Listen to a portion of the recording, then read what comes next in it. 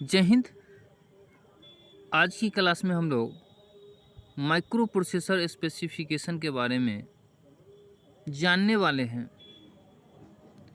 कैसे पीढ़ी दर पीढ़ी प्रोसेसर का विकास हुआ, कैसे कंप्यूटर की गणना की जो गति है तेज हुआ, कैसे कार्य क्षमता जो है कंप्यूटर का तेज हुआ, तेज होने का कारण क्या है, किस कारण से कंप्यूटर की गणना जो है कार्य क्षमता जो है तेज हुआ, जो पहले कम हुआ करता था आज माइक्रो प्रोसेसर का जो है प्रयोग से कंप्यूटर की क्षमता जो है कार्यशैली जो है काफ़ी बढ़ चुकी है। तो आज हम लोग इसके बारे में पढ़ेंगे, जैसे कि micro processors are classified on the basis of different features which include chip type, word size, memory size, clock speed etc. This features are briefly explained. तो ये सारे चीज़ों के बारे में जो है आज की क्लास में हम लोग देखने वाले हैं, क्योंकि किसी भी कॉम्पिटिटिव एग्ज़ाम में यहाँ से क्वेश्चन बनता ही है। तो चलिए सबसे पहले वर्ड साइज़ की बात करते हैं।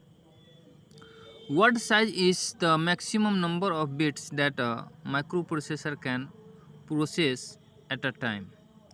जैसा कि फर्स्ट जनरेशन माइक्रो प्रोसेसर की बात करते हैं, उस समय जो है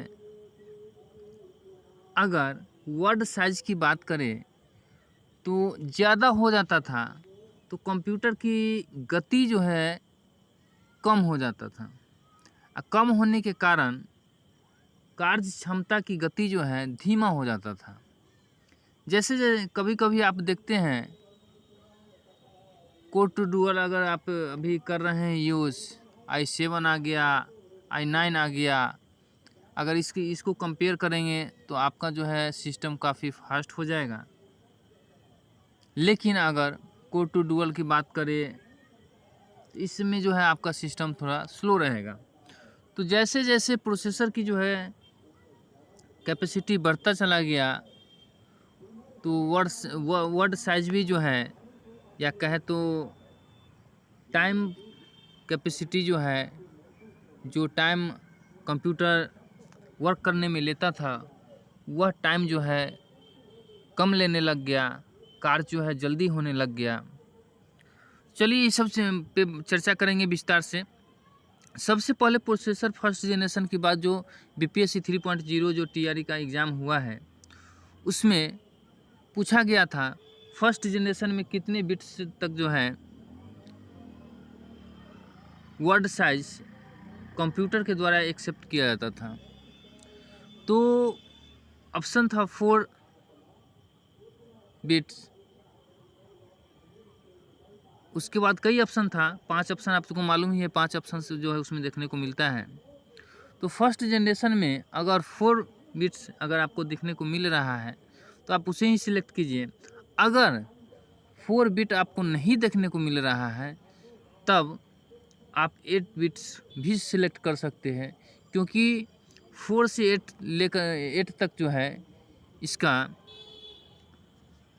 कैपेसिटी था। वैसे ही अगर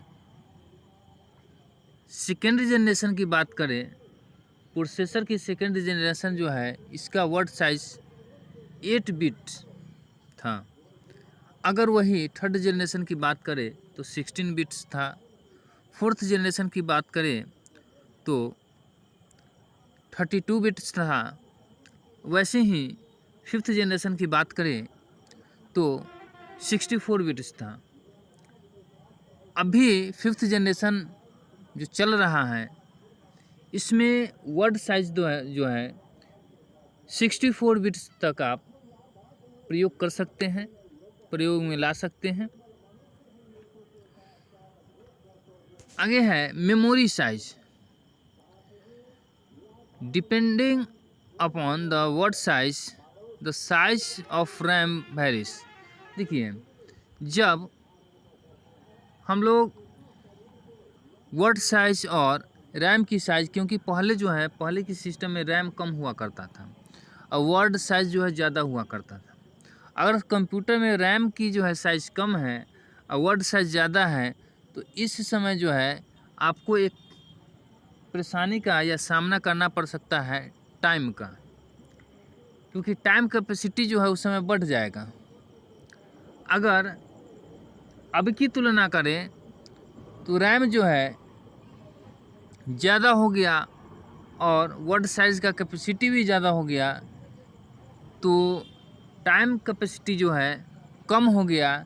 कम होने का कारण माने ये है, इसको ये कह सकते हैं, जो हमारे कार्य करने की जो है क्षमता कंप्यूटर का बढ़ चुका है और समय जो पहले अधिक लगता था, जिसे हम टाइम कैपेसिटी बोल रहे हैं, वह अब कम हो गया है, कम लग रहा है, माने कम समय में कार्य अधिक होने लगा है।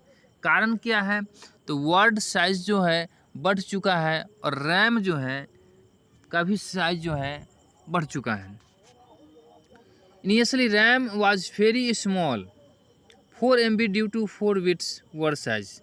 तो फर्स्ट जनरेशन में जो है 4 से 8 बिट्स वर्ड साइज़ हुआ करता था। रैम काफ़ी कम होने के कारण जो है टाइम का जो है समस्या हुआ करता था। कंप्यूटर का जो है कार्य क्षमता जो है कम हुआ करता था।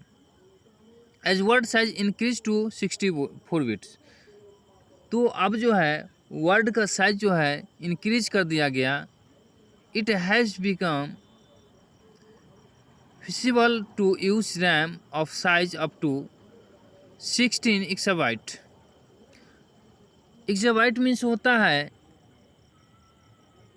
इक्याई दहाई सैकड़ा हज़ार 10,000 लाख 10 लाख टेराबाइट के बराबर होता है एक्साबाइट। तो अब इसका कैपेसिटी इतना बढ़ चुका है, जो टाइम की समस्या जो है आप कम देखने को मिलता है। नहीं तो पहले इतना टाइम का समस्या हुआ करता था, क्योंकि कार्य क्षमता काफ़ी कम हुआ करता था इसके वजह से, और क्योंकि उस समय वर्ड साइज़ ज़्यादा था, रैम की जो है साइज़ कम था, और जैसे जैसे रैम का साइज़ भी बढ़ा, वर्ड साइज़ भी बढ़ा, वैसे वैसे जो है ये समस्या का समाधान हुआ। जैसे कि हिंदी में भी है, शब्द आकार आधार पर रैम का आकार भिन्न होता है। प्रारंभ में 4 या 8 बिट शब्द आकार के कारण रैम बहुत छोटी 4 MB थी। जैसे जैसे शब्द का आकार 64 बिट तक बढ़ा, 16 एक्साबाइट तक के आकार की रैम का उपयोग करना संभव हो गया। तो जैसे जैसे वर्ड का साइज बढ़ा, वैसे वैसे रैम का भी जो है कैपेसिटी बढ़ता चला गया। इससे क्या हुआ, जो हमारे पास कठिनाई थी, जिस कठिनाई से हम लोग जूझ रहे थे, उस कठिनाई को जो है हम लोग नहीं देखते हैं अब। उसके बाद है क्लॉक स्पीड। क्लॉक स्पीड जो है यह इंटरनल प्रोसेस है। Computer have internal clock that generates signals at regular intervals of time. Clock speed simply means the number of pulse generated per second। माने इसकी ये जो है आपको कंप्यूटर की स्पीड की एक तरह से कहे तो गणना करता है। The clock speed indicates the speed at which a computer can execute instruction. जो आपका कंप्यूटर जो है इंस्ट्रक्शन जो भी हम लोग इनपुट देते हैं, उस इनपुट का एग्जीक्यूशन टाइम कितना स्पीड है, इसके बारे में क्लॉक स्पीड बताता है हमको।